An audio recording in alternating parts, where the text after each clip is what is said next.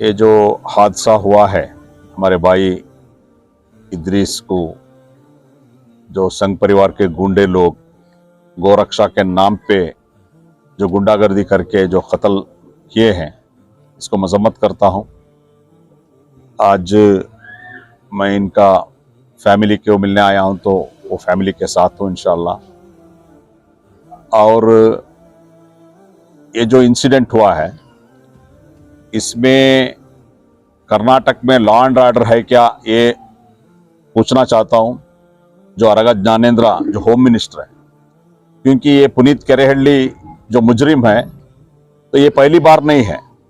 इससे पहले भी मुसलमानों का खिलाफ ऐसा नफरत करना, जैसे कि आपको मालूम है बेंगलुरु रेलवे स्टेशन में जो एक छोटा सा कमरे में जो मुसल्ले में उधर का जो कुली का जो लोग नमाज पढ़ते थे, कभी कभी कुछ मुसाफिर भी नमाज पढ़ते थे, वो हर मजहब का उधर है, देवल भी है, चर्च भी है। तो उधर बहुत बड़ा एक हंगामा किया था, वो रेलवे ऑफिसर्स का इंटरव्यू के बाद होता। यानी कि पुनीत केरेहल्ली को ऐसा खुलेआम छोड़े कि ऐसा नफरत कर लेकर दो कम्युनिटी का बीच में ऐसा दंगे करने का एक काम जो किया है। आज खुलेआम जो मर्डर हुआ है वो कशी का नाम पे, इसमें पुलिस का नाकामयाबी दिख रहा है। पुलिस किधर है?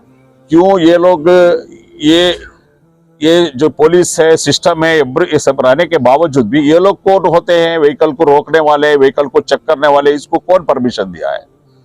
तो इसको कंडेम करते हुए हम ऑलरेडी मैं एसपी और डीजीपी को इसके बात मेरा बात पहुंचाया हूं।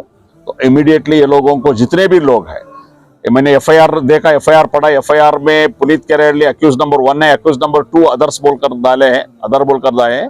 ये अदर्स बोले तो बहुत सारे लोग हैं, 20 से 25 लोग रहेंगे। ये लोग तमाम जितने भी ये गो रक्षा का नाम पे जो गुंडागर्दी कर्नाटक में कर रहे हैं, उसका ऊपर नजर रहना चाहिए।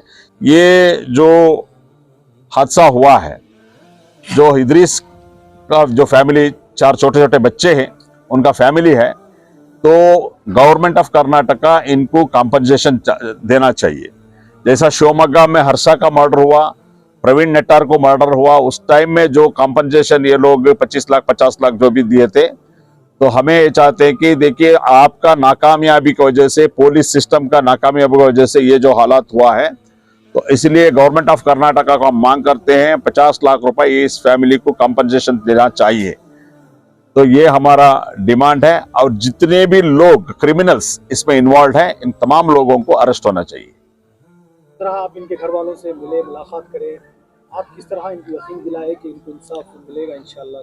देखिए, मैंने यही बता रहा था। देखिए, एसडीपीआई ने पूरा मुल्क में जब भी ऐसा एक हालात होता है, आप परसों राजस्थान में जो इंसिडेंट हुआ, आप देखे, कहीं भी ऐसा हालात के ऊपर हम उधर पहुंच के उनका लीगल कार्रवाई हो, दूसरा भी जो भी हो, हम जिस फैमिली को, विक्टिम्स को जब तक इंसाफ नहीं मिलता, उनका साथ खड़े होते हैं।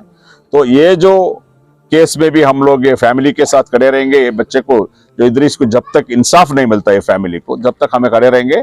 और ये जो केस है, ये केस को भी हम लोग माइन्यूट फॉलो करेंगे इंशाल्लाह। हमारा जिम्मेदार कनकपुरा में भी है, तो हम लोग इसको फॉलो अप करेंगे। जब तक मुजरिम को सजा नहीं होता, तब तक हम लोग इसका पीछे रहेंगे। इसका ये जो भी लीगल मैटर है, इसको हम लोग फॉलो अप करके फैमिली के साथ हम लोग इंशाल्लाह रहेंगे। इस तरह रियासत कर्नाटक में इंतखाबात करीब हैं, इस दरमियान इस तरह का होने से जो है, किस तरह का खौफ का माहौल जो है पूरे रियासत में? देखिए, ये इसका पीछे गवर्नमेंट का एक सपोर्ट है।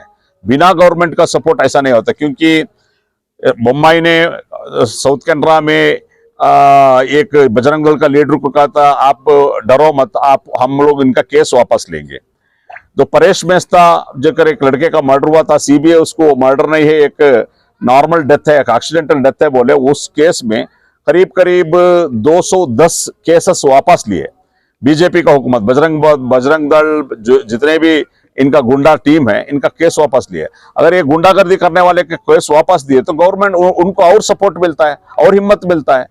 तो गवर्नमेंट में इन्वॉल्व है। गवर्नमेंट जो बीजेपी हुकूमत है, ये मुसलमानों के खिलाफ नफरत कर रहे हैं। जैसा कि हम लोग देखा, 2B रिजर्वेशन लेते हुए, हलाल, हिजाब, ऐसा जो गोकसी, इतना, इस तमाम चीज में गवर्नमेंट ही टोटली एंटी मुस्लिम जो पॉलिसीज बनाता है।